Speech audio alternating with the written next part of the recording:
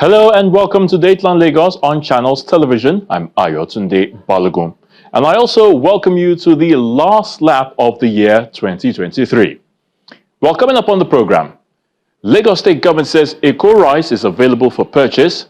Over 4,000 residents graduate from Lagos Skill Acquisition Program, and LabScale holds stakeholders' engagement to curb building collapse. Let's kick off the show with the most consumed food, which is rice. Now, for those who have been looking forward to purchase Eco Rice, here is the good news. You can walk into the Lagos Commodities and Futures Exchange or visit the State Input Supply Authority at Okwaba Agege. This is according to the State Special Advisor on Agriculture, Mr. Oluwarotimi Fashola, who made this comment during a facility tour of the Lagos Rice Mill Imota in the Ikorodu area of Lagos. Take a look. Lagos Rice Mill, situated in Imota, Ikorodu area of Lagos State, is a massive integrated infrastructure that sits on 22 hectares of land, consisting 2 warehouses, 16 silos, and the rice mill occupies 8.5 hectares of the entire space.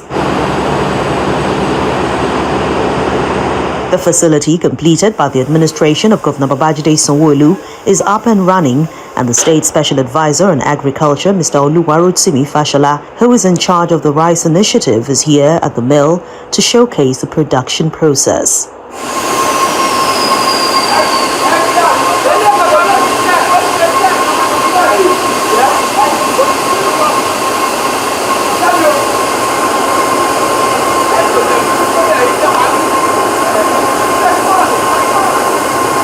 The first point is the husking section, which receives the produce from the long chain of equipment and loaded into the tons for reuse because nothing is wasted in this facility. There is a husk. That's husk coming down. Husk is the back of the rice. And the husk, which is there, is what we use as furnace. At the silos area, a control manager monitors the paddy brought into the mill to ensure it is of good quality, and the silos has a capacity to store 40 tons of paddy. Every machine is linked to this place. If there is a clog, if there is a stop, if anything at all, there is an alarm that comes up that tells you this particular machine, there's something wrong with it. So somebody will have to physically. Therefore, at any time operation is going on, all our control rooms must be manned. So we have both the people manning the control room as well as people at all the stations to check, because all the stations, from the husking, the stoning, whitening, polishing, color sorter, they're all linked together, and any stop in the chain will affect the entire operation. So we cannot afford a stop. That is why we do not use public electricity.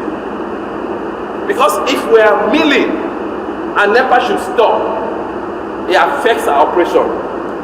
So anytime we are milling, it's the generator that comes on.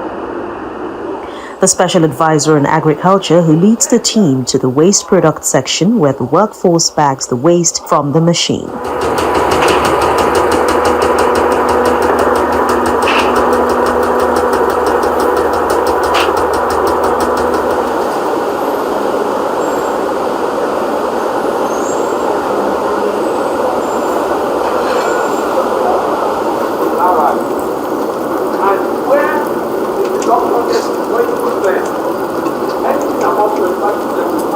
Things you see takes out debris, stones, straw,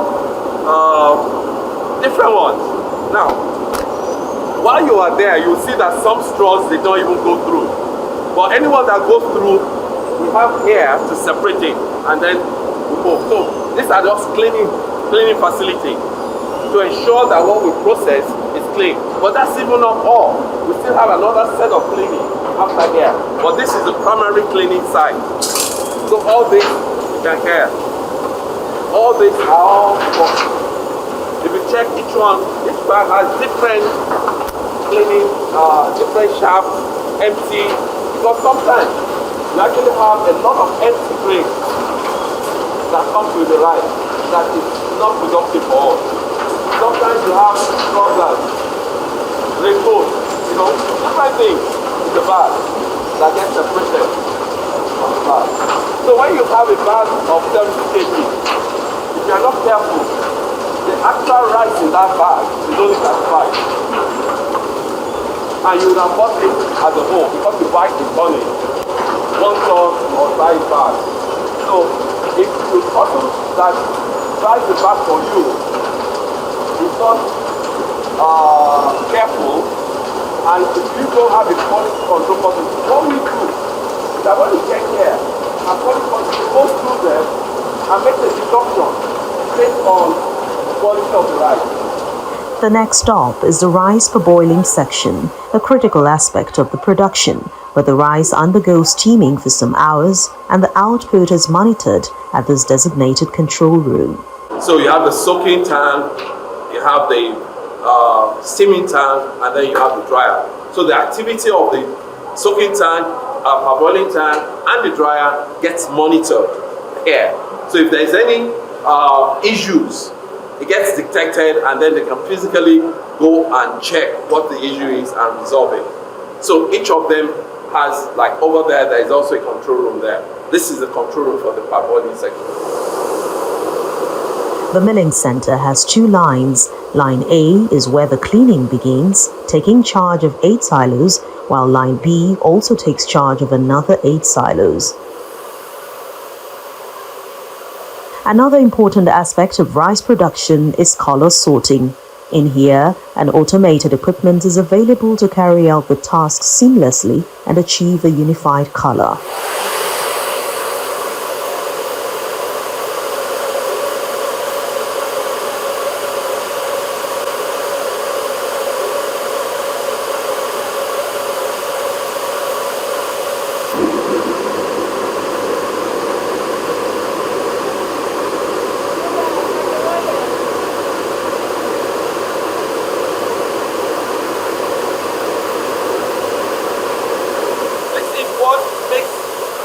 Our product unique because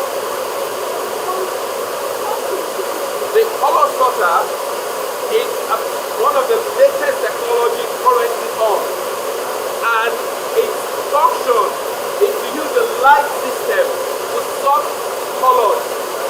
We have programmed a particular color that we want the rice to be. We can vary it.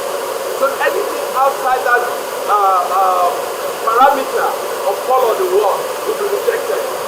So what we're going to have is a unique, simple color of about 99% or 98% of the same color. And this is very, very important. If we don't have it or we don't use it, we're going to be having a mixture of color in a bag. The quality control manager explains each of the rice displayed in this room. This is the raw material from farm. It's called paddy or rough rice. Here it has impurity, it has straws, it has immature. Here the machine, the pre-cleaning machine over there has pre-cleaned the paddy, removing the straws up to 80 to 75%. Then here you see a pure clean paddy, although there are some still level of immature left. Then after the liquid, this where the parboiling process ends. This is where the milling starts. The first machine you will see in the milling is a destoner, which removes the stone because these stones are not good for the milling machine. The whitener uses abrasive stone. So by the time these stones enter into the whitener, it will break the screen of the whitener, and it also affects the rubber roller of the machine. Then after removing the stone, you see the dehusking machine. This dehusking machine removes the husk on the rice, on the paddy, leaving the brown rice to move forward. Like he explained, the brown rice is what the husk is coating. After the husk removed, we have a paddy separator. The job of the paddy separator is because the husker is designed to run up to 90 to 95%. There are some paddy left that the separator needs to remove and send back to the paddy dehusker, so that they will further reprocess and give us a good brown rice. Then here, you will see a full brown rice. Here, there is no husk involved because the machines in front are not designed to remove husk. So we ensure that the paddy separator is adjusted in a way that it will remove the paddy or husk completely. Then after this, here you see the whitening machine. The whitening machine removes the brown content of the rice, which is using abrasive stone and screen. When the rice is moving in a circle, the rice probe on the screen and the bran is being removed. There's air that sucks it out and sends it back to the bran section, leaving only the white rice to move forward. Then after that, we have polished rice, which is at the front. But before polished rice, we have tip broken. After the abrasive stone must have applied on the rice, there are some percentage of rice that will break. So after that, the machine removes those small particles of broken rice so that they won't go to the polisher to make it sticky, because the polisher uses water to polish rice. We have a machine that removes this broken. It's called length grader. So the machine goes and removes the broken. Then after that, we have a color sorter, which gives us this pure white rice and remove this reject. Obviously, this facility has provided direct and indirect jobs for residents of Lagos, with the number of Eco rice stored in the warehouse and bagging of 50 and 25 kilograms is still ongoing just to meet the demands in the Yuletide period.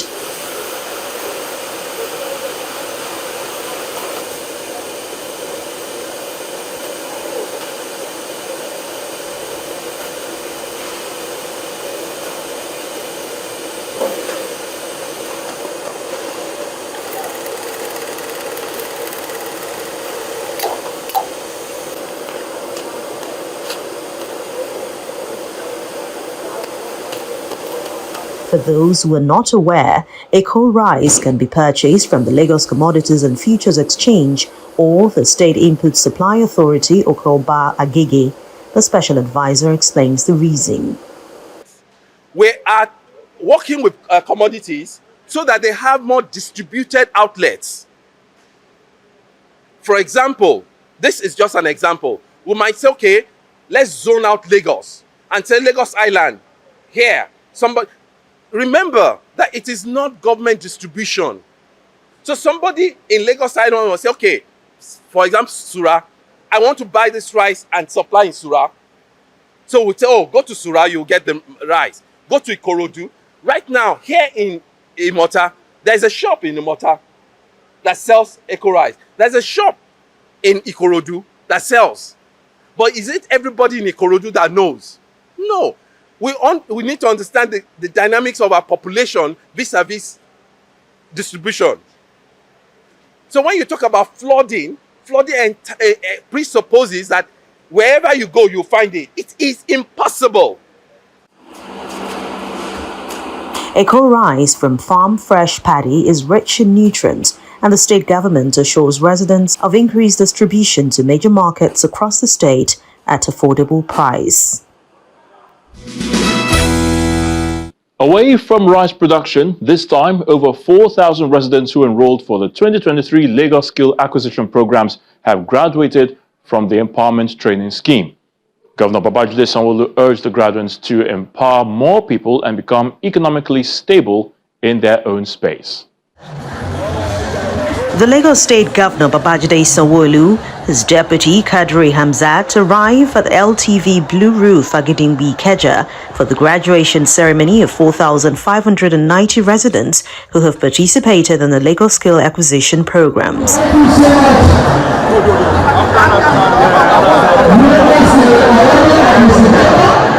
Different age groups, including retirees, were trained in 19 vocational centers across the 5 divisions of the state at no large, an initiative set up by the government to reduce poverty and make them entrepreneurs. The Commissioner for Women Affairs and Poverty Alleviation, Mrs. Bolaji Dada, who is in charge of the development program, asks the beneficiaries to channel their abilities to good enterprise. Today's ceremony is unique because the state is showcasing a laudable strategy in the development of our trainees as a potent tool for social and community upliftment. We recognize the immense potential and talent that our young women and trainees possess, and it is our duty to unleash this potential for the development of our society. Young people have always been seen to be restless and exuberant, but through the Teams Plus agenda of Governor Babajide Olusola Sanwo-Olu, the state government is committed to harness this vibrant energy and channel it towards productive enterprise that will be of immense benefit to the state and the country at large. We have, under this administration, considered it imperative in the last 4 years to provide comprehensive training and skills development programs for women and youths. We fervently believe that by equipping them with the necessary knowledge and technical skills, we can enable them to enhance their productivity and become self-reliant. The Deputy Governor, Kadri Hamzat, advises graduates to explore technology and social media in projecting their skills and not misuse the new media platform to project wrong image of their businesses. In our country, a lot of people only talk about negative things. In this country, all of you are on social media, all sorts of things people say. I beg you, listen only to the positives. You saw people that graduated 2 years ago, 3 years ago. Each one of you, I pray that by God's grace, you will become employer of labor. So imagine if each one of you can start next year, employ 3 people. I think you are graduating 4,592 today. So imagine if each one of you can employ 3 people. It is possible, right? So listen to good advice. If you want to do your business, go to Lagos State Employment Trust Fund. It's a Lagos State government agency. They are mandated to help you. Governor Sanwo-Olu says this initiative is targeted at empowering those at the grassroots, give the youth an opportunity to discover their potentials and improve their standards of living. This is what we want it to be. We want it at your young age for government to be able to support you. It doesn't matter if you have gone to university. It doesn't matter if you have gone to an higher institution. But you might lack the skill that is needed for you to be entrepreneurial, for you to have the skill to be able to do things for yourself and by yourself. That's the difference of skill acquisition. It's not the number of graduates or university degrees that you've earned, because the white-collar jobs are not there every day. So we need to think out of the box. We need to be able to create those centers and ask you, what skill, what can you do with your hand?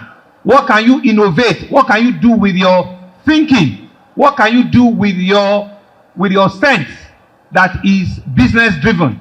It's not just textbook, that is practical, that you can feel, that you can touch, and it can bring life and revenue and upliftment and sustainability to you, to your family, and to your loved ones.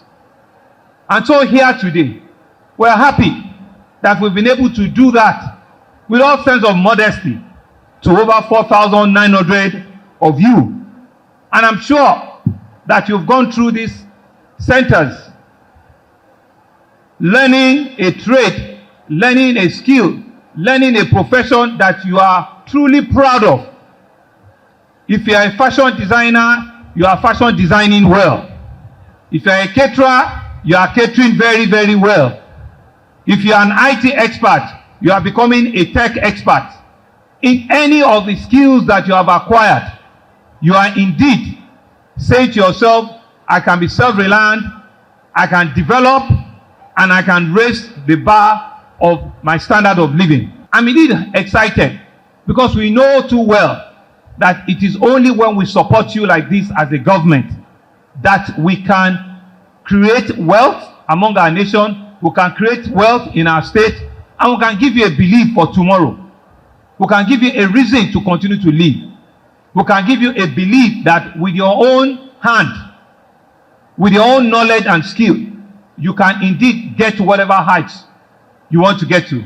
Representative of the graduates commends the government for empowering them in different professions of their choice. I want to thank the government, Lagos State government, for bringing out this program, and also the Commissioner for Women Affairs and Govt Television for giving us this program, and for also supporting us by giving us equipment to start our business. I pray the Almighty God keep on strengthening Lagos government.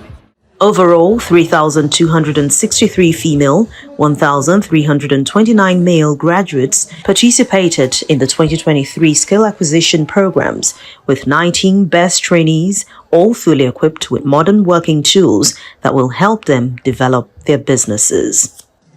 Finally, on the program, the Lagos State government has appealed to artisans in the building sector to put an end to shoddy constructions in order to stop the trend of building collapse and report all forms of infractions noticed across the state. It's the 2023 Building Stakeholders Engagement organized by the Lagos State Building Control Agency to curb building collapse and ensure compliance of construction rules and regulations in the state.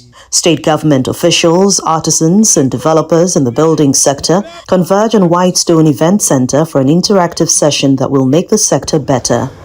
The general manager of LAPSCA takes the lead in the discussion, appealing to artisans to assist in curbing the menace of building collapse. It has been an occurring situation of building collapse in Lagos State.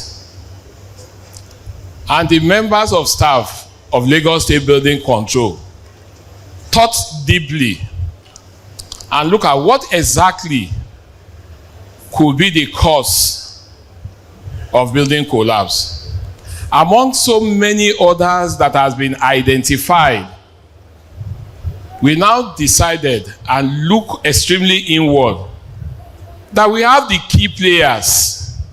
Without all of you seated there, what we call building construction is extremely incomplete.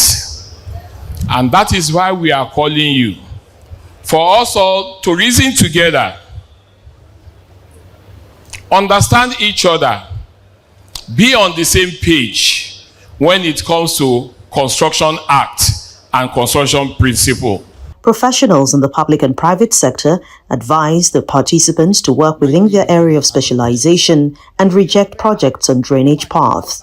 Building construction is a teamwork. That's why we have the carpenter, we have the bricklayer, the welder. So everybody in the building industry is very important. A carpenter cannot do the work of a welder. And in doing our work, when an architect designs a building, buildings don't collapse on drawing board. Buildings don't collapse on sheet of paper. It's when you get to the site for construction, and we have to make sure that whatever drawing that is given to us as an artisan, when a client calls you, a bricklayer, to build a house, it will show you the design, show you the architectural drawing, the structural drawing. This is what I intend to build.